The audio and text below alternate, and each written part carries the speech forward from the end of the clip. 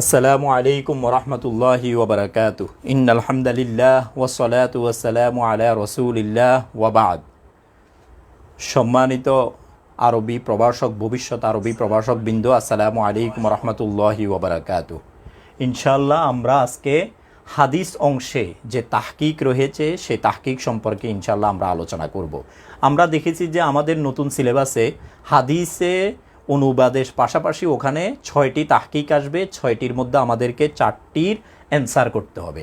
এবং আমরা দেখেছি যে তাফসিরের মধ্যেও আমরা দেখেছি যে আমাদের 6টি তাহকিক আসবে, এর ভিতরে আমাদেরকে 4টির আমাদেরকে তাহকিক করতে হবে। তাহলে মোটামুটি আমরা দেখেছি যে হাদিসে আমাদেরকে 4টি তাহকিক লিখতে হবে, তাফসিরে আমাদেরকে 4টি তাহকিক লিখতে হবে। তাহলে 4 4 8। তাহলে তাহকিকের মধ্যে আমাদের 100 নাম্বারের মধ্যে তাহকিকের মধ্যে 8 নাম্বার।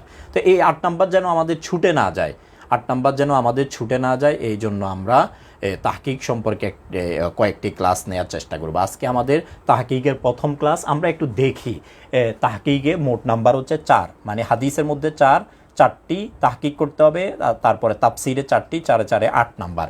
8 নাম্বার আমাদেরকে তাহকিক। এখন তাহকিক শব্দের অর্থ কী? তাহকিক শব্দ এটি একটি আরবি শব্দ, এর বাংলা অর্থ হচ্ছে শব্দ বিশ্লেষণ। মানে কোনো একটা আরবি শব্দ যদি আমাদেরকে দেওয়া হয়, তাহলে এই আরবি শব্দটা আমরা একটু বিশ্লেষণ করতে হবে আমাদেরকে, যে এই শব্দটা আসলে আমি বুঝেছি কিনা, বা শব্দটার বহস কী, মাদ্দা কী, মূল হরফ কী, তারপরে এটার অর্থ কী, এটা আমরা বুঝেছি কিনা, এটা আমাদের এক্সামিনার একটু জানার চেষ্টা করবে। তো তাহকিকের ক্ষেত্রে আমাদেরকে যে সমস্ত বিষয়গুলো আমাদেরকে লিখতে হবে, এগুলো আমরা একটু দেখি। 1 নম্বরে আমাদেরকে লিখতে হবে। তবে প্রথম কথা হচ্ছে তাহকিক, যে শব্দটি আমরা তাহকিক করব, আমাদেরকে সর্বপ্রথম ডিসাইড করতে হবে, সিদ্ধান্ত নিতে হবে যে এই শব্দটি ফেল নাকি ইসিম। যদি ফেল হয় তখন সেখানে আমাদেরকে মোটামুটি 7টা বিষয় লিখতে হয়। তো একটি বিষয় একটু আমার কাছে মনে হয়েছে যে এটা না লিখলেও হয়, এই জন্য আমি ওটা বাদ দিয়ে মোটামুটি 6টা বিষয় ইম্পর্টেন্ট, এগুলো আমরা লিখব যদি ফেল হয়। আর যদি ইসিম হয় তাহলে আমাদেরকে মোটামুটি 3টি বিষয় লিখতে হয়, 3টি না হলেও কমপক্ষে 2টি লিখলেও হয়। তো এই 6টি বিষয় আমরা একটু দেখি। 1 নম্বরে হচ্ছে সিগা, 2 নম্বরে বহস, 3 নম্বরে মাদ্দা, 4 নম্বরে জিন্স, 5 নম্বরে বাব, 6 নম্বরে মানা। তো এই যে বিষয়গুলো, এগুলো কিন্তু আমরা চাইলে পরীক্ষার খাতায় এইভাবে আরবিগুলো উল্লেখ করতে পারবো, আর চাইলে আমরা বাংলাগুলো উল্লেখ করতে পারবো। আমরা একটু দেখি, এই যে সিগা চাইলে এভাবে আরবি অথবা চাইলে বাংলা উচ্চারণটা আমরা লিখতে পারবো, তারপরে আরবি উচ্চারণটা আমরা লিখতে পারবো বাংলায়। তারপরে বহস চাইলে এভাবে লিখতে পারবো, চাইলে এভাবেও লিখতে পারবো। তারপরে মাদ্দা চাইলে আমরা এটা লিখতে পারবো, এভাবেও আমরা লিখতে পারবো। তারপর জিন্স এভাবে লিখতে পারবো, অথবা এভাবে বাংলাতে আমরা আরবির উচ্চারণটা লিখে দিতে পারবো। তারপরে বাপটা আমরা লিখতে পারবো, মানা অর্থ। তাহলে চাইলে আমরা আরবিগুলোও লিখতে পারবো, চাইলে আমরা বাংলাগুলোও লিখতে পারবো। এই ক্ষেত্রে আমরা স্বাধীন, মানে আমরা এমন নাম্বারে কোনো তারতম্য হবে না, বাংলা লেখি অথবা আরবিতে লেখি, নাম্বার একই। তো আমরা তাহলে মোটামুটি শব্দটি ফেল হলে আমাদেরকে এই 6টা বিষয় উল্লেখ করতে হবে, এটা আমাদেরকে খেয়াল রাখতে হবে। তো 6টির ভিতরে আমি এখানে আপনারা যদি একটু খেয়াল করেন, আমি 1 2 3 এবং 6 এই 4টার মধ্যে একটু দাগ দিয়ে রেখেছি। আমার কাছে মনে হয়েছে যে অনেক সময় আমরা মানে 6টা বিষয় আমাদের বের করা হয়তো অনেক সময় জটিল হয়, বা অনেক সময় আমরা পারি না। তো ওই ক্ষেত্রে আমরা কমপক্ষে 4টা বিষয় যদি আমরা টাচ করতে পারি, তাহলে ইনশাল্লাহ আমরা হয়তো একে পেয়ে যাব। এই 6টি বিষয় আমরা খেয়াল করবো। 1 নম্বরে সিগা, 2 নম্বরে বহস, 3 নম্বরে মাদ্দা, তারপরে 4 নম্বরে অর্থ। এই 4টা বিষয় যদি আমরা টাচ করতে পারি, আমাদের মোটামুটি, মানে আমি যে শব্দটা বুঝেছি, শব্দটার বিশ্লেষণ যে আমি বুঝেছি, এটা মোটামুটি প্রমাণিত হয়ে যায় আর কি। এই জন্য এগুলো কোনোভাবেই বাদ দেওয়া যাবে না, এগুলো বাদ দিলে তাহকিকের থাকবে না। 1 নম্বরে সিগা, 2 নম্বরে বহস, 3 নম্বরে মাদ্দা, 4 নম্বরে মানাটা লিখতে হবে। এখানে তো মোটামুটি সিগা লিখতে হবে। সিগা আমরা জানি যে ওয়াহেদে মুজাক্কারে গায়েব, তাসনিয়া মুজাক্কারে গায়েব। অথবা আমি যদি একবারে পুরাটার বিশ্লেষণ যদি নাও পারি, কমপক্ষে যদি আমি বুঝতে পারি যে সিগাটা ওয়াহেদের সিগাটা তাসনিয়া সিগাটা জমা সিগা, এটা লিখে দিব। মানে যতটুকু আমি পারি লিখে দিব, কোনোভাবেই আমি খালি রেখে আসবো না। একটা শব্দ এটা হয়তো আমি বুঝতেছি যে এটা ওয়াহেদের সিগা, কিন্তু এটা যে ওয়াহেদে মুজাক্কারে গায়েব হবে না মুয়ান্নাসে গায়েব হবে, এই জটিলতা আমি না গিয়ে ওয়াহেদ যদি বুঝতে পারি ওয়াহেদ লিখে দিব, তাসনিয়ার সিগা এটা যদি কমপক্ষে বুঝতে পারি এটা লিখে দিব। মানে কোনোভাবে আমি কোনো একটা শব্দকে আমি রেখে আসবো না। এটা কোনো একটা মানে এক্সামিনি যারা পরীক্ষার্থী তাদের এটা কখনো মানে নেচার হয় না যে তারা কোনো কিছু যতটুকু পারে ততটুকু লিখে চলে আসবে। তো তো বহসের ক্ষেত্রে আমরা যদি মোটামুটি আমরা বুঝতে পারি যে এটা মাদি নাকি মোদারে, আমি যদি বুঝতে পারি এটা মাদি, লিখে দিয়ে আসবো এটা মাদি, আর মোদারে হলে মোদারে লিখে দিব। কিন্তু পুরাটা যদি পারি তখন তো আর কোনো কথাই নাই। আমি যদি একটা শব্দের বহস যদি জানি, ইসবাত ফেলে মাদি মুতলাক মারুফ, তাহলে পুরাটা লিখবো। না পারলে কমপক্ষে মাদিটা যদি আমি বুঝতে পারি তাহলে মাদি, মোদারে হলে মোদারে, আমার হলে আমার, নাহি হলে নেহি, এভাবে লিখে দিব। যতটুকু পারি আমি লিখে দিব।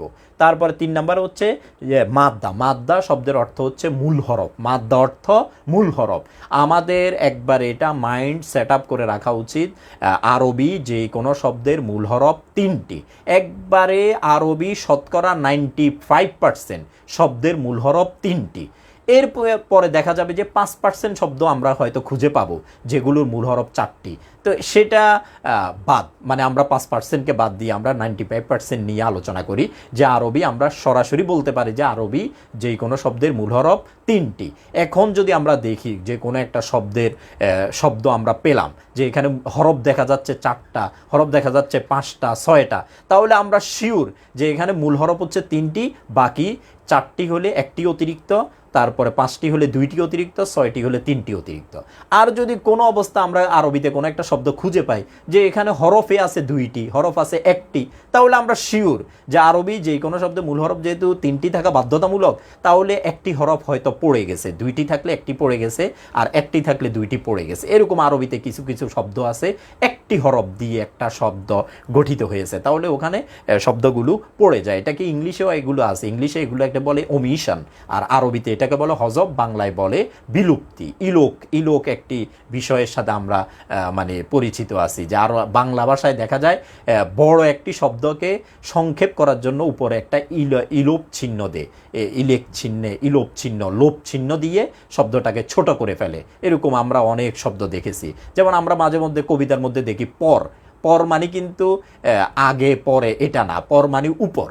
উপর শব্দটাকে মাঝে মধ্যে কবিতার মধ্যে দেখা যায় একটা লোপ চিহ্ন দিয়ে শুধু পর লেখে, পর মানে এখানে ওটা পড়ে গেছে। তো আরবি ভাষায় এগুলো আছে। আরবি ভাষায় দেখা যায় মূল হরফ ছিল 3টা, একটাকে ফেলে দিয়ে 2টা রাখছে, আর অথবা 2টাকে ফেলে দিয়ে শুধু একটা হরফ। আরবি ভাষায় এরকম অনেক শব্দ আছে একটা হরফ, যেমন কাবজের কি, আমরা আরবিতে বলি ওয়াকিনা আযাবান্নার, এখানে কি মানে আপনি আমাকে বাঁচান। এখানে একটা হরফ অর্থে আপনি আমাকে বাঁচান, ওয়াকিনা আপনি আমাদেরকে বাঁচান, ওয়াকিনা আপনি আমাদেরকে বাঁচান, এখানে কি এটা। তারপরে হচ্ছে জিন্স। জিন্স এটা কিন্তু মাদ্দার সাথে একবারে সংশ্লিষ্ট, মানে যে মাদ্দা বুঝবে সেই জিন্সও বুঝে যাবে। মাদ্দা মানে এটা মূল হরফ কি, মূল হরফ যদি আমি আইডেন্টিফাই করতে পারি জিনিসটা অটোমেটিক বের হয়ে যাবে। তো এখানে জিনিস কিছু আছে, মাহমুজ, মতাল, মোদাআফ, তারপর মতালের ভিতরে মেসাল, আজওয়াফ, নাকেস, এগুলো একটু আমাদেরকে মুখস্থ করে নিতে হবে। ইনশাল্লাহ আমরা সামনে আরও 1-2টা ক্লাস নিয়ে এগুলো আরও একটু বিশ্লেষণ করবো। আজকে হচ্ছে প্রাথমিকভাবে একটু ইন্ট্রোডাক্টরি একটু ব্রিফিং দিচ্ছি। এরপরে হচ্ছে আমাদের বাবগুলো আমাদের জানা থাকা উচিত, যে মা, নাসারা, দরাবা, সামিয়া, ফাতাহা, কারুমা, তারপরে মুজাররাদ, মজিদফি, এগুলো অনেকগুলো বাব রয়েছে। তারপরে একবারে সর্বশেষ হচ্ছে অর্থ। আমাদেরকে শব্দটার অর্থ লিখে দিতে হবে। ঠিক শব্দটা আমাদেরকে তো এখানে আমরা আলোচনা করতেছি এটা হাদিস, হাদিসে আমার উল্লেখিত হাদিসে, উদ্ধৃত হাদিসে গিয়ে আমি দেখব যে এই শব্দটা কি অর্থে ব্যবহার হয়েছে, ঠিক সেখান থেকে ওই অর্থটা আমি লিখে দিব। আরবিতে কিন্তু একটু খেয়াল করা আমাদের উচিত, আরবিতে মাঝে মধ্যে দেখা যায় একটা আরবি শব্দের অর্থ, বাংলা অর্থ 2-3 রকম হতে পারে, 3 রকম একটা শব্দ কিন্তু অর্থ হচ্ছে 3 রকম। এখন আমি কিন্তু মানে আমার মতো করে একটা অর্থ লিখে দিলাম, এটা কিন্তু হবে না। আমি দেখব যে ঠিক আমাদেরকে কোরআন, আমি তাফসিরের মধ্যে যদি আমাদেরকে তাহকিক লিখতে হয় তাহলে ওই আয়াতে যে অর্থে ব্যবহার হয়েছে সেই অর্থটাই লিখব, অথবা হাদিসে এই শব্দটি যে অর্থে ব্যবহার হয়েছে সেই অর্থটা লেখা বাধ্যতামূলক। আমি কিন্তু সেই অর্থটা রেখে বাহিরের থেকে অন্য কোনো অর্থ লিখে দিলাম, তাহলে কিন্তু আমাদের হবে না, মানে তখন কিন্তু আমাদের হয় না। এই জন্য এই জিনিসের প্রতি একটু খেয়াল রাখতে হবে যে আমাদেরকে ওই উদ্ধৃত হাদিস অথবা উদ্ধৃত আয়াতে শব্দটি যে অর্থে ব্যবহার হয়েছে সেই অর্থই আমাকে লিখতে হবে, অন্য কোনো অর্থ লিখলে কিন্তু আর হবে না। এরপর আমরা আরেকটি বিষয় একটু স্পষ্ট করি, শব্দটি ইসিম হলে, শব্দটি ইসিম হলে মোটামুটি আমাদেরকে 3টি বিষয় লিখতে হয়। এটা কি মুফরাদ নাকি জমা? মুফরাদ মানে এক বচন, জমা মানে বহু বচন।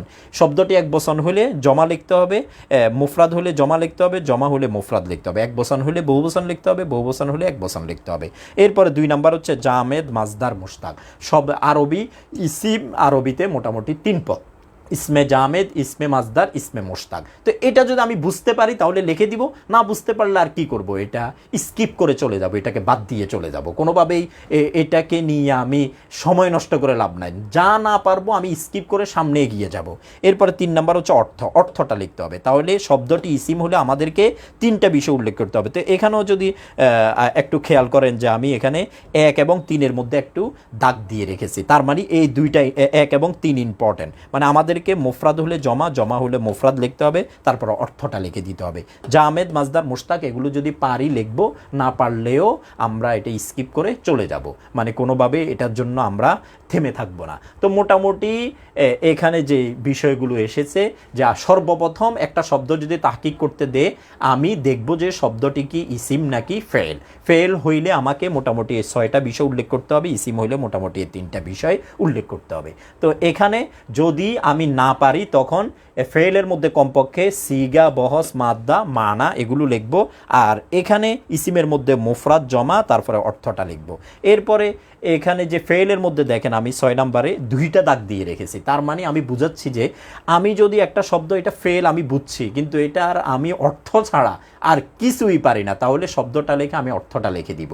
আর কি করব, মানে আমার তো আর এখন কিছু করার নাই, কিন্তু কোনোভাবেই এই শব্দটাকে আমি রেখে আসবো না যে এটার অর্থটা আমি পারি, অবশ্যই পারি, কারণ আমি তো উপরে মানে হাদিসের অথবা তাফসিরের আমি তো অনুবাদ লিখেছি, আয়াতের অনুবাদ লিখেছি, তাহলে ওখানে যে অর্থে ব্যবহার হয়েছে অর্থটা লিখে দিব। কমপক্ষে এটা টাচ করলে হয়তো এক্সামিনার মার্কসি করে আমাকে হয়তো মানে 0.5 আমাকে হয়তো আধা নাম্বার দিয়ে দিতে পারেন। কিন্তু আমি যদি রেখে আসি, খালি রেখে আসি, ব্লাঙ্ক রেখে আসি, তাহলে তো আমি কোনো নাম্বারে পাবো না। তাহলে মোটামুটি আমরা অবশ্য বুঝতে পেরেছি আলহামদুলিল্লাহ যে শব্দটি ফেল হলে 6টা বিষয়, আর শব্দটি ইসিম হলে 3টে বিষয় আমাদেরকে লিখতে হবে। তো এই ক্ষেত্রে মানে আমি এই জিন্স বাব এগুলো কেন বাদ দিয়েছি, এটার একটা কারণও আছে। দেখা যায় মাদ্দা এবং জিন্স একটা আরেকটার সাথে অঙ্গাঅঙ্গিভাবে জড়িত, যে মাদ্দা পারবে সে জিন্স পারবে, যে জিন্স পারবে সে মাদ্দা পারবে। আবার অনেক সময় দেখা যায় কোনো একটা শব্দের জিন্স যদি আমাদের জানা থাকে, আমাদের বাবও অটোমেটিক জানা হয়ে যায়। এটার একটা মানে উদাহরণ আমি এখানে লিখেছি যে কলা, এই শব্দটা একবার প্রায় তাহকিক আসে, কলা। তো কলা এটার মূল হরফ কি, কারো যদি জানা থাকে কলা এর মূল হরফ হচ্ছে কফ, ওয়াও, লাম, তাহলে মধ্যখানে যদি আমরা এটা একবারে মানে আমরা মুখস্থ করে রাখবো যে আরবিতে যদি যেগুলো আজওয়াফে ওয়াভি হয়, আজওয়াফে ওয়াভি মানে 3টি মানে মূল হরফ যে 3টি, এর ভিতর মধ্যখানেরটা যদি ওয়াও হয়, তাহলে এগুলো একবারে 95% বাবে নাসারা থেকে আসে। তাহলে আমি যদি বুঝতে পারি যে এটা মধ্যখানে ওয়াও, তাহলে আমি এটা একবার চোখ বন্ধ করে লিখে দিব বাবে নাসারা। তাহলে দেখা যাচ্ছে কি জিন্সের সাথে বাবের একটা সামঞ্জস্য রয়ে গেছে, মানে একটা মিল রয়ে গেছে। তারপরে কোনো একটা শব্দ বা, এই শব্দের মূল হরফ কি, আমি যদি জানি এই শব্দের মূল হরফ হচ্ছে বা, ইয়া, আইন, তাহলে কোনো একটি শব্দের যদি মধ্যখানে ইয়া থাকে, মানে 3টি মূল হরফের মধ্যখানেরটা যদি ইয়া থাকে, তাহলে অধিকাংশই 95% সময় এগুলো বাবে দরাবা থেকে আসে, 5% এটা অন্য বাব থেকে আসবে।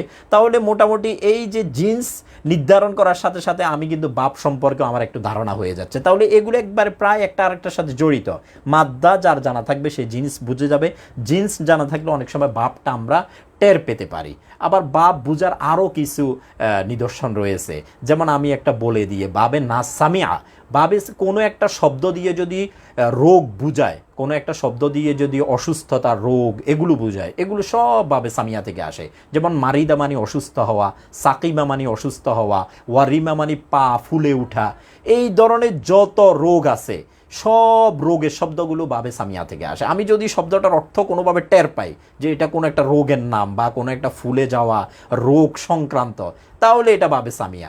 এই ধরনের বাপ বুঝার কিছু টেকনিক আছে, ইনশাল্লাহ এগুলো আমরা অন্য ক্লাসে আলোচনা করব। তো এখন আমরা এদিকে আসি, আমি এখানে মানে 2টি মানে তাহকিক লিখেছি, একটু উদাহরণস্বরূপ 2টি তাহকিক লিখেছি, আমরা একটু দেখি। কলা এর তাহকিক লিখেছি আমি এখানে, ওই পাশে আরবিগুলো লিখেছি সিগা, বহস, মাদ্দা, জিন্স, বাব, মানা। এই পাশে আমি বাংলাগুলো লিখেছি সিগা, বহস, মাদ্দা, জিন্স, বাব, অর্থ। এটার অর্থ আমি বুঝাতে চাচ্ছি যে আমরা এগুলো বাংলায় উচ্চারণ লিখলে আরবি উচ্চারণটা বাংলায় লিখে দিলেও হবে অথবা আরবিতে লিখলেও হবে। এই ক্ষেত্রে নাম্বারের কোনো তারতম্য হবে না, মানে আমাদের ভয় পাওয়ার কোনো কারণ নাই। আমাদেরকে মূলত নাম্বার দেওয়া হবে মধ্যখানের জিনিসগুলো আমাদের হয়েছে কিনা। এগুলো কিন্তু আবার এই প্রথম 5টি আরবিতে লেখা বাধ্যতামূলক, শেষেরটা তো অর্থটা অবশ্যই আমরা বাংলায় লিখব। অর্থ আর আরবিতে লেখার দরকার নাই, আরবিতেও লেখা যায়, মানে আরবিকে আরবি দিয়ে অর্থ লেখা যায়, কিন্তু বাংলা লিখলে হয়ে যাবে। কিন্তু এই পাশেরগুলো মানে এই নামগুলো আমরা চাইলে আরবিও উল্লেখ করতে পারবো, চাইলে আরবির উচ্চারণটা বাংলায় লিখে দিব, এতে নাম্বারের কোনো পার্থক্য হবে না। তো আমরা একটু দেখি কলা, এটা সিগা হচ্ছে ওয়াহেদে মুজাক্কারে গায়েব। আমি ওই যে প্রথমে যে কথাটা বলেছি এটা আবার আপনাদেরকে একটু স্মরণ করিয়ে দিচ্ছি। এই ক্ষেত্রে আমি কোনোভাবে যদি বুঝি যে কলা এটা শুধু ওয়াহেদের সিগা, এতটুকু বুঝেছি, কিন্তু এটা যে মুজাক্কার, এটা যে গায়েব, এটা বুঝি নাই, তাহলে আমি সিগা লিখে শুধু ওয়াহেদটা লিখে দিব। তার মানে ওয়াহেদটা তো আমার হয়েছে, মানে আমার 3টা বিষয় লেখার দরকার, প্রথমটা আমার জানা আছে, তাহলে এটা লিখে দিব। আমি যদি বুঝি যে এটা তাসনিয়া সিগা, লিখে দিব তাসনিয়া। জমা বুঝলে জমা, অথবা আমি বুঝছি যে এটা মুজাক্কারের সিগা, কিন্তু ওয়াহেদ বা এটা যে গায়েব এটা জানা নাই। তো এতটুকু হলে যতটুকু এই 3টা শব্দের বা 3টা ইনফরমেশনের যেটা আমার জানা থাকে এটা আমি সিগার জায়গায় লিখে দিব, মানে কোনোভাবে আমি ব্লাঙ্ক রেখে আসব না। এটা একজন এক্সামিনি, একজন পরীক্ষার্থীর এটা কখনোই গুণ হতে পারে না যে সে যে মানে একটু জানে কিন্তু পুরাটা না জানার কারণে রেখে চলে আসলো, এটা যেন না হয়। দ্বিতীয় নাম্বার বহসের ক্ষেত্রে আমরা ইসবাত ফেলে মাদি মুতলাক মারুফ। তো এই ক্ষেত্রে দেখা যায় আমি মোটামুটি যদি আঁচ করতে পারি যে এটা মাদি সিগা, তাহলে কমপক্ষে মাদিটা লিখে দিব। মুদারে যদি বুঝতে পারি মুদারেটা লিখে দিব। আবার যদি আমি বুঝতে পারি যে এটা মারুফ, লিখে দিব। মানে যতটুকু আমি পারি ততটুকু লিখে দিয়ে চলে আসব, মানে কোনোভাবেই এগুলো খালি রেখে আসবো না। আর যদি পুরোটা জানি তাহলে তো একবারে সোনায় সোহাগা, তাহলে তো পুরোটাই লিখে দিব। নূর নালা নূর, ইসবাত ফেলে মাদি মুতলাক মারুফ। তারপরে মাদ্দা মানে মূল হরফ, ওই যে মূল হরফ, আরবি যে কোনো শব্দের মূল হরফ 3টি, তাহলে এই মূল হরফগুলো আমরা লিখবো কফ ওয়াও লাম। এখানে আমরা খেয়াল করি যে এখানে দেখা যাচ্ছে কফ আলিফ লাম, কিন্তু আলিফ এটা মূলত ওয়াও ছিল। কিভাবে বুঝলাম? ওইটা বুঝলাম আমি যখন কলা দিয়ে যখন মুজারেটা টানবো, কলা ইয়াকুলু, ওখানে কিন্তু ইয়াকুলু এই যে কফের পরে ওয়াওটা চলে আসছে উচ্চারণে যেহেতু চলে এসেছে, তাহলে তার মানে এই আলিফটা মূলত ছিল ওয়াও। এটা তো ইয়াটা বাদ, ইয়াটা হচ্ছে মুদারের আলামত, তারপরে মূল হরফ দেখা যাচ্ছে কফ ওয়াও লাম। তাহলে আমরা কোনো একটা শব্দের মূল হরফ আমরা বুঝবো কিভাবে? এটা যদি মুজাক্কার, এটা যদি এক বচন হয় তাহলে বহু বচনটা আমরা স্মরণ করার চেষ্টা করব। বহু বচনের মধ্যে দেখা যায় এটার মূল হরফটা চলে আসে। মাদির মধ্যে যদি আমরা না বুঝি মুদারেটা আমরা দেখবো যে এটার মুদারেটা আমি পারি কিনা। মুদারেটা যখন পারি ওখানে দেখবো যে ওখানে মূল হরফটা বের হয়ে আসছে কিনা। তো এরকম দেখা যায় মাদিটা আমরা অনেক সময় না বুঝলেও মুদারেটা যখন আমরা একটু টানি, সিগা টানি, তখন দেখা যায় মুদারেট ওখানে গিয়ে আমরা মূল হরফটা বুঝতে পারি। এরপরে জিন্স আজওয়াফে ওয়াভি, মানে মধ্যখানে ওয়াও হওয়ার কারণে এটার নাম হয়ে গেছে আজওয়াফে ওয়াভি। আর যদি এখানে ইয়া থাকতো এটার নাম হতো আজওয়াফে ইয়াই। মানে শুরুতে যদি থাকে এটাকে বলে মেসাল, এটা। আর এখানে যদি হরফে ইল্লত থাকে, হরফে ইল্লত বলা হয় ওয়াও আলিফ ইয়া, ওয়াও আলিফ ইয়া, ওয়াও আলিফ ইয়া, এগুলোকে বলে হরফে ইল্লত। শুরুতে থাকলে এটাকে বলে মেসাল, মধ্যখানে থাকলে এটাকে বলে আজওয়াফ, শেষে থাকলে এটাকে বলে নাকিস। এখানে যেহেতু হরফে ইল্লতটা মধ্যখানে এসেছে, তো সুতরাং এটার নাম আজওয়াফ। আর ওয়া হওয়ার কারণে এটার নাম হচ্ছে ওয়াভি, ইয়া থাকলে এটার নাম হতো আজওয়াফে ইয়াই। এরপর আমরা দেখি বাব হচ্ছে বাবে নাসারা ইয়ানসুর। ওই যে যেটি আমি বলেছি যে আরবিতে দেখা যায় যে সমস্ত শব্দের মধ্যখানেরটা ওয়াও হয়, 3টি মূল হরফের মধ্যখানেরটা যদি ওয়াও হয় তাহলে এটা হচ্ছে বাবে নাসারা, একবারে 95% বাবে নাসারা হবে। আর যদি মধ্যখানে ইয়া থাকে 95% বাবে দরাবা। তাহলে মোটামুটি ওখান থেকে আমরা একটা মানে হিন্টস পাইলাম যে এটা বাবে নাসারা। এরপরে এখানে নাসারা লিখলেও হয়, আবার নাসারা ইয়ানসুরু এরকম লিখলেও হয়। তারপর আমরা অর্থ লিখবো তিনি বললেন, মানে আমি গিয়ে দেখবো যে কলা শব্দটা ওই হাদিসে কোন অর্থে ব্যবহার হয়েছে। কলার কিন্তু আরেকটা অর্থ আছে, কলা ইয়াকিলু কাইলুলাতান, মানে দ্বীপ্রহরে ঘুম যাওয়া। এখন যদি আমি কলা দেখেই মানে আমি লিখে দিলাম, আমার ওই যে ভিন্ন আরেকটা অর্থ জানা ছিল, কলা মানে তিনি দ্বীপ্রহরে ঘুমিয়েছেন, আমি হুট করে ওই অর্থটা লিখে দিলাম, তাহলে কিন্তু আমি নাম্বার পাবো না। আমাকে নাম্বার পেতে হলে ওই অর্থটাই লিখতে হবে যেই অর্থে এই শব্দটি পূর্বের আয়াত অথবা হাদিসে ব্যবহৃত হয়েছে। এই জন্য আমরা খেয়াল করতে হবে আরবিতে কিন্তু একটা শব্দের বাংলা 10টা অর্থ আছে, 2টা 3টা 4টা এরকম অর্থ আছে। তো এত অর্থ আমাকে কিন্তু ভিন্ন অর্থ লিখলে আমাকে নাম্বার দিবে না, আমাকে ওই অর্থটাই লিখতে হবে যেই অর্থে এই শব্দটি ওই হাদিসে আয়াতে বা উদ্ধৃত মানে এবারতে ব্যবহৃত হয়েছে। তাহলে এখানে কলা ব্যবহার হয়েছে বললেন অর্থে, তারপরে মানা লিখবো তিনি বললেন, এখানে কলা মানে তিনি বললেন, এখানে অর্থটা যারা পারি আমরা আরবিতে লিখলেও সমস্যা নাই। তাহলে মোটামুটি আমাদের এই মানে ফেলের যে তাহকিক এটা আমরা দেখতে পেরেছি। এরপর আমরা 2 নম্বরে রসুলুনের তাহকিক, মানে আমরা একটা ইসিমের তাহকিক লিখেছি। 1 নম্বর রসুলুন, এটা বহু বচন, এটা এক বচন, এটা যেহেতু এক বচন এটার বহু বচন হচ্ছে রুসুলুন। এরপরে এটা হচ্ছে ইসমে জামেদ, এরপরে রসুলুন, এটার অর্থ হচ্ছে যায় রাসুল। রাসুল মানে রসুল।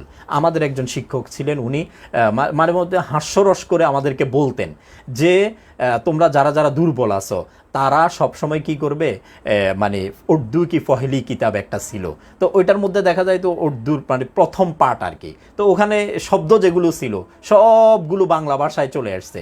ওখানে ছিল রাসুলুন, রাসুল মানে রসুল, তারপরে নবী, নবী মানে নবী, কিতাব মানে কিতাব, মসজিদ মানে মসজিদ, তারপরে এইভাবে মানে যে শব্দগুলো উর্দু কি পহেলি কিতাবের মধ্যে ছিল সবগুলো বাংলা ভাষায় ব্যবহার হয়। তার হুজুর মজা করে বলতো, তোমরা যারা দুর্বল আছো তারা তোমরা যখন মাদ্রাসার শিক্ষক হবে তোমাদেরকে যদি জিজ্ঞেস করা হয় যে আপনাকে কোন কিতাবটা দিতাম, আপনি কোন কিতাবটা পড়াবেন, তখন তোমরা উর্দু কি পহেলি কিতাব এটা নির্বাচন করবা, তোমরা বলবা যে আমাকে এই কিতাবটা দেন, কারণ ওইটার মধ্যে তোমাকে আর ভিন্ন কোনো অর্থ বলতে হবে না। তুমি বলবা যে রসুল মানে রসুল, কিতাব মানে কিতাব, তারপরে মসজিদ মানে মসজিদ, মুসল্লি মানে মুসল্লি, মানে যে শব্দগুলো এখন বাংলা হয়ে গেছে, তো এইভাবে রসুল মানে রসুল বাংলা ভাষা আমরা লিখে দিব। তো এখানেও আমি এখানে আরবিগুলো উল্লেখ করেছি, এখানে বাংলা, এগুলো আমরা বাংলা লিখলেও হবে আরবি লিখলেও হবে, এটা কোনো সমস্যা নাই। কিন্তু আমাদের অর্থ মানে মূলত আমাদের নাম্বার ডিপেন্ড করবে এই মধ্যখানের এই ইনফরমেশনগুলোর উপরে। তাহলে মোটামুটি আমরা এই কলার তাহকিকটা পড়েছি, আরও কয়েকটি তাহকিক আমি এখনই লিখে আমরা পড়ব ইনশাল্লাহ। এগুলো আমরা পড়ব সবগুলো আমাদের যে সিলেবাস আছে, আমাদের যে কিতাবুল ঈমান হাদিস, আমাদের কিতাবুল ঈমান, এটা হচ্ছে আমাদের সিলেবাস। এখান থেকে আমাদেরকে প্রশ্ন করবে, ওখান থেকে কয়েকটা শব্দ আমি লিখি, আপনারা একটু অপেক্ষা করুন। একটি শব্দ এখানে রয়েছে বুনিয়া, এই শব্দটা আমরা একটু লিখি, বুনিয়া এর তাহকিক। এই শব্দগুলো কিন্তু একবারে কিতাবুল ঈমানের প্রথম হাদিসের মধ্যে রয়েছে। প্রথম হাদিস থেকে আমি শব্দগুলো নিচ্ছি।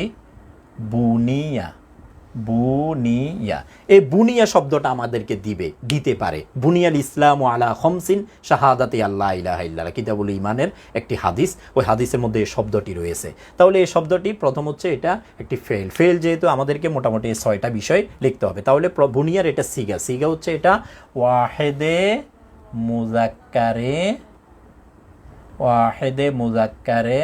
গায়েব, আমরা লিখবো ওয়াহেদে মুজাক্কারে গায়েব। এখানে মধ্যখানে ইনফরমেশনগুলো আমাদেরকে আরবিতে লিখতে হবে, এগুলো কিন্তু বাংলায় লিখলে হবে না, বাংলায়। এরপরে এটার বহস হচ্ছে ইসবাত ফেলে মাদি,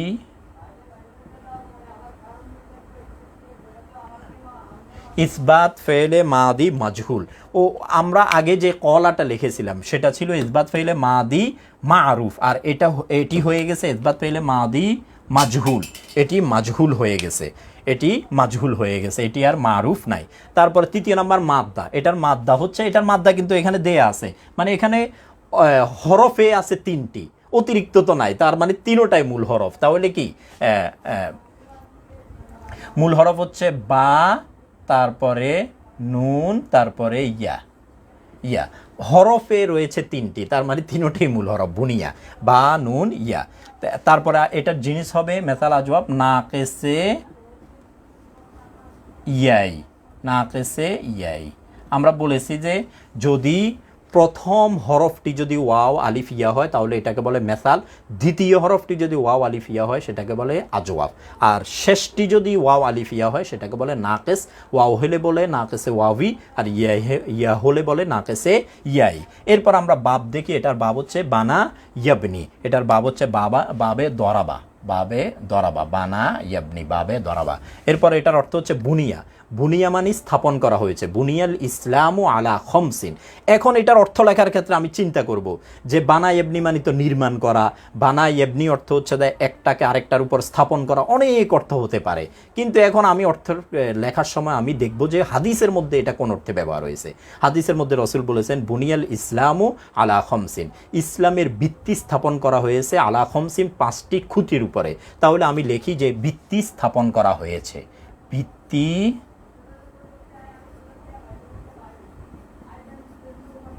স্থাপন করা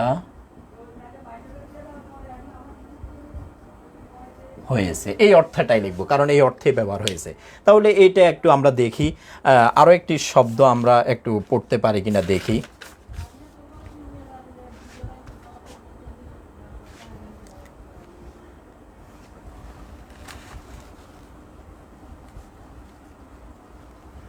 আরেকটি শব্দের আমরা একটু তাহকিক দেখব। এই শব্দগুলো কিন্তু আমি একবার হাদিস থেকে নিচ্ছি, মানে এগুলো আমাদের কমন পড়ার একটু সম্ভাবনা আছে। আরেকটি শব্দ এখানে রয়েছে সালিমা।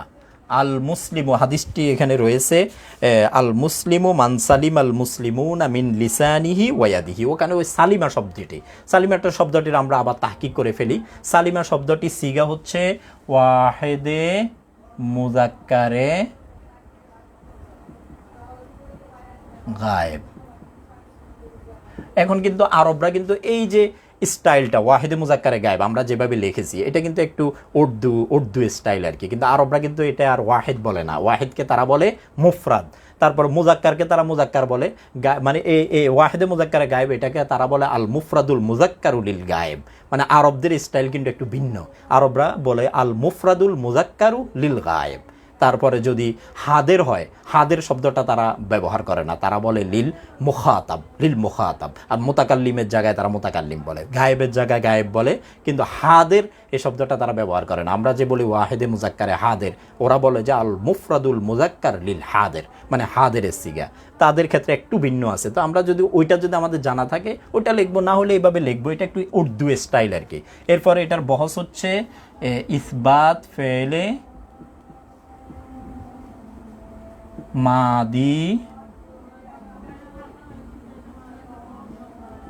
মারুফ, এটা কিন্তু মারুফ। এরপরে এটার মাদ্দা এখানে হরফে রয়েছে 3টি, তার মানে তিনোটাই মূল হরফ। তাহলে এটার মূল হরফ হচ্ছে সিন লাম মিম। তারপরে এটা জিন্স হচ্ছে সহি মানে এটা এখানে যে 3টি হরফ রয়েছে সিন লাম মিম, এখানে এই 3টি হরফের মধ্যে কোনোটা ওয়াও আলিফ ইয়া নাই, আবার কোনোটা হামজা নাই, হামজা হলে মাহমুজ বলে, আবার কোনোটি কিন্তু একই জাতীয় 2 হরফ নাই। একই জাতীয় 2 হরফ থাকলে এটাকে বলে মুদাফ। তাহলে আমরা দেখতেছি যে একই জাতীয় 2 হরফ নাই, তাহলে এটা মুদাফ না। আবার এই 3টার ভিতরে কোনোটা হামজা নাই, মানে সিন লাম মিম, এখানে কিন্তু 3টার ভিতরে কোনোটাই হামজা না, তাহলে এটা মাহমুজও না।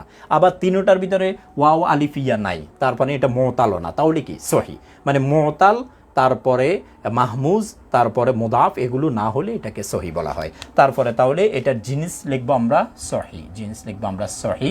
তারপরে এটার বাব হচ্ছে সালিমা, এটা কিন্তু দেখাই যাচ্ছে বাবে সামিয়ার সাথে মিলিয়ে গেছে। মানে প্রথম হরফে জবর, দ্বিতীয় হরফে জের, তৃতীয় হরফে জবর, ওই যে সালিমা। তাহলে এটা বাবে সামিআ।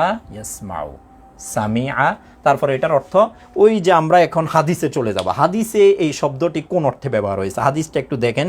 আল মুসলিমু মান সালিম আল মুসলিমুনা, মুসলমান মানে প্রকৃত মুসলমান হচ্ছে সেই ব্যক্তি, সালিম আল মুসলিমুনা মিন লিসানিহি, যার হাত থাকে, মুখ থেকে অপর মুসলমান নিরাপদ থাকে। তাহলে সালিম অর্থ নিরাপদ থাকা, সালিম অর্থ সে নিরাপদ থেকেছে, সে নিরাপদ